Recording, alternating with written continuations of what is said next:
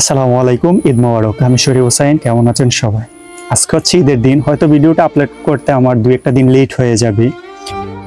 তো বাসায় যাচ্ছিলাম, এখন বাজে প্রায় 5:40-এর মতো। তো ভাবলাম যে কিছু কথাগুলো আপনাদের কাছে শেয়ার করা যাক। আমরা যারা প্রবাসে থাকি, এই ঈদের দিনে হয়তো বা আরব কান্ট্রিগুলো একটু ডিফারেন্ট, তাদেরকে 3-4 দিন বা 4-5 দিন বন্ধ দেয় সরকারিভাবে। বাট যে সিশেল, বিশেষ করে সিশেল দেশটা, আপনার এক কোম্পানিতে যদি অনেকজন থাকেন, মালিককে যদি রিকোয়েস্ট করেন, সেক্ষেত্রে কি ছুটি দেয়, আবার কিছু কিছু দেয় না। তো আজকে একটা ঈদের দিন, আমরা মুসলমান মানুষ যদি প্রবাসের মাটিতে এই দিনটা আমরা ছুটি না পাই, তখন বুঝেন কতটা আমাদের কষ্ট লাগে। তারপরেও ভাই, প্রবাসের মাটিতে এগুলা বলার মতো ওরকম হয়ে থাকে না মাঝে মধ্যে। আমার খুবই কাছের পরিচিত প্রায় 4 থেকে 5 জনের মতো 3টা কোম্পানিতে থাকে আর কি। এই লোকগুলা ঈদের নামাজের ছুটিটাও দেয় না, তাদের সাথে আজকে মিট করার কথা ছিল, মিট করতে পারি না। ঈদের নামাজ তাদেরকে ছুটি দেয় না, অনেক রিকোয়েস্ট করছে, কালকে রাতেই ছুটি নাকি দিবে না, কোম্পানির কাজ আছে। তো ভাই, আপনারা একটা জিনিস চিন্তা করেন, আজকে হচ্ছে একটা ঈদের দিন, সেই মানুষটা যদি ঈদের দিন ছুটি না পায়, তার মতো হতভাগা কষ্টের মানুষ আর কে থাকে বল? আসলে আমরা যে মাঝে মধ্যে প্রবাস করি, প্রবাসে সুখ, প্রবাসে সবকিছু। আপনি 365টা দিন যাই করেন না কেন, 365টা দিন 2টা দিন, ঈদ উল ফিতর, ঈদ উল আজহা, ওই দিনগুলোতে যদি নামাজের জন্য আপনি সুযোগ সুবিধা না পান, তাহলে এর চেয়ে হতভাগা প্রবাসী নামক জেলখানাও এর থেকে কি আরো বেশি ভালো আছে? আসলে প্রবাসীদের কোনো কষ্ট কিছু হলে আমার সত্যি খুব কষ্ট লাগে। দেশে যখন ছিলাম তখনও মনে করেন যে প্রবাসীদের রেসপেক্ট আমি অলওয়েজ করি, ঠিক আছে। তো দেশে থাকতে আমি ভাবি নাই কখনো যে প্রবাসে পাড়ি জমাবো, প্রবাসে আসবো। বাট পরিস্থিতির কারণে প্রবাস চলে আসছি।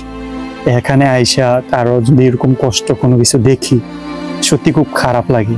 আর তাছাড়া চাই যে ওই লোকগুলার একটু কি হেল্প করার জন্য। বিশেষ করে খুব কাছের লোকগুলা আজকে নামাজ পড়ার সুযোগটা পায় না, সেটা আসলে খুবই দুঃখজনক। এরপরে যে আমাদের কথাগুলা চিন্তা করেন, এখন মনে করেন যে বাসায় যাইতে যাইতে 6টা-7টা বাজে যাবে, মানে বাংলাদেশি টাইম না, আমাদের 6টা বাজবে, এখানে বাংলাদেশি টাইম হচ্ছে 10টা বেজে যাবে। 6টা বাজে যায় ফ্রেশ ট্রেশ হবো, হালকা কিছু খাওয়া দাওয়া করবো, তারপর হচ্ছে সারাদিন ঘুরছি, টায়ার্ড, কালকে সকাল থেকে কি আবার ডিউটি। তো এটা হচ্ছে কি ঈদের ছুটি, এটা হচ্ছে শুধুমাত্র কি ঈদের ছুটি। মাঝে মধ্যে আমার কাছে আমার হোয়াটসঅ্যাপে ইনবক্স করে কিছু কিছু মানুষ ভয়েস দিয়ে SMS করে, তাদের কথাগুলা শুনলে খুবই কষ্ট লাগে, হেল্প চায় আমার কাছে। তো তাদেরগুলো আমি মাঝে মধ্যে যদি পারি, আসলে হেল্পটা তখনই আমি দিতে পারি যখন আমার কাছে হেল্পগুলা কি পসিবল হয় মানুষকে দেওয়ার। তো যাদেরগুলো আমি দিতে পারি তাদেরগুলো খুবই ভালো লাগে, আর যাদেরগুলো দিতে পারি না, যাদেরকে হেল্প করতে পারি না, তাদের জন্য খুবই কষ্ট হয়, আন্তরিকভাবে দুঃখিত। তো একটা জিনিস চিন্তা করেন, আমরা মানুষ, প্রবাসের মানুষটা কত রকম ভাবে অবহেলিত। আসলে এই জিনিসগুলা না, মানে কি বলবো, কথায় আছে না, বুক ফাটে তো মুখ ফোটে না, এরকম পরিস্থিতি হয়ে গেছে এখন। রোডে দিয়ে আসতে আসতে ভাবছি অনেক কিছু বলবো, অনেক কথাবার্তা বলবো। এখন এই যে ক্যামেরার সামনে আসছি, কিছু মানে মুখ দিয়ে আসতেছে না বললেই চলে।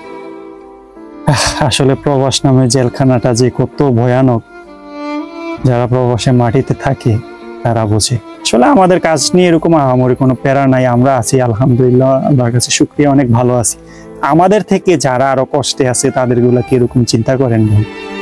যাই হোক, সকল প্রবাসীদের জন্য অলওয়েজ দোয়া, রেমিটেন্স যোদ্ধা তাদের জন্য অসংখ্য দোয়া মন থেকে করি।